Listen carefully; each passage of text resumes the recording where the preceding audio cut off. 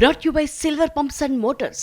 Top quality और consistent performance के लिए सिर्फ सिल्वर पंप्स नाम याद रखना.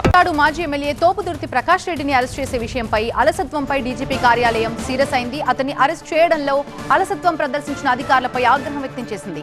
దీనిపై నివేదిక ఇవ్వాలంటూ శ్రీ సత్యసాయి జిల్లా ఎస్పీని డీజీపీ కార్యాలయం కోరింది.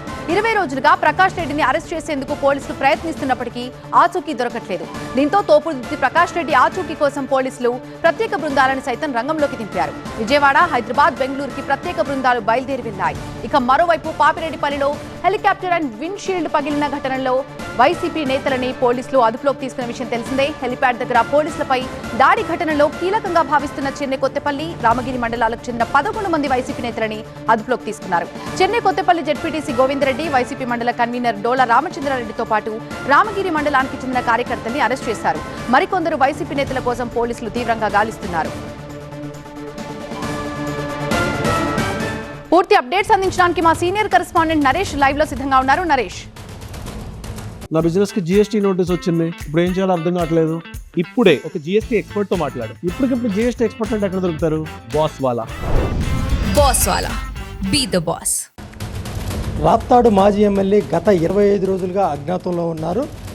ఏప్రిల్ 8వ తేదీన వైఎస్ జగన్ పాపిరెడ్డిపల్లి పర్యటన సందర్భంగా జరిగినటువంటి హెలికాప్టర్ విండ్షీల్డ్ పగిలిన ఘటనలో తోపుదుర్తి ప్రకాష్ రెడ్డితో పాటు మరికొంతమంది వైసీపీ నాయకుల మీద కేసు నమోదైంది. ఈ నేపథ్యంలో ఆయన అరెస్టు విషయంలో స్వయంగా డీజీపీ కార్యాలయం కూడా చాలా సీరియస్ అయినట్లుగానే తెలుస్తుంది. ఎందుకంటే 25 రోజులు అవుతున్నప్పటికి కూడా ఇప్పటివరకు కూడా తోపుదుర్తి ప్రకాష్ రెడ్డిని ఎందుకు అరెస్ట్ చేయలేదు అనే దానిపై స్వయంగా డీజీపీ కార్యాలయం ప్రత్యేక దృష్టి పెట్టింది. ఈ విషయంపై ఎవరైతే స్థానిక పోలీస్ అధికారులు ఉన్నారో వాళ్ళ అలసత్వంపై కూడా నివేదిక ఇవ్వాలంటూ ఇప్పటికే సత్యసాయి జిల్లా ఎస్పీని నివేదిక కోరినట్లుగా కూడా తెలుస్తుంది. మొత్తం మీద అయితే ప్రాథమికంగా అయితే మాత్రం మాజీ ఎమ్మెల్యే తోపుదుర్తి ప్రకాష్ రెడ్డి హైదరాబాద్లో ఉన్నట్లుగా గుర్తించడం జరిగింది. అయితే హైదరాబాద్లో గుర్తించిన తర్వాత ఒక బృందం హైదరాబాద్ వెళ్ళిన తర్వాత అక్కడ కూడా లేదు అన్నట్లుగా తెలుస్తుండటంతో మరొక బృందం విజయవాడ, అదేవిధంగా బెంగళూరు కూడా వెళ్ళి తోపుదుర్తి ప్రకాష్ రెడ్డి ఎక్కడ ఉన్నాడనే దానిపై ఆయన గాలిస్తున్న పరిస్థితి. మరోవైపు పాపిరెడ్డిపల్లిలో హెలికాప్టర్ విండ్షీల్డ్ పగిలిన ఘటనలో ఇప్పటికే 11 మంది వైసీపీ నాయకులను పోలీసులు అరెస్టు కూడా చేశారు. మరికొంతమంది కోసం ఇప్పటికే కీలక వైసీపీ నాయకులు ఎవరైతే ఉన్నారో వారి కోసం కూడా పోలీసులు గాలిస్తున్నారు. ముఖ్యంగా పాపిరెడ్డిపల్లిలో ఏదైతే హెలికాప్టర్ విండ్షీల్డ్ పగిలిన ఘటనలో ముఖ్యంగా ప్రధాన నిందితుడిగా తోపుదుర్తి ప్రకాష్ రెడ్డి మీదే పోలీసులు కేసు నమోదు చేశారు.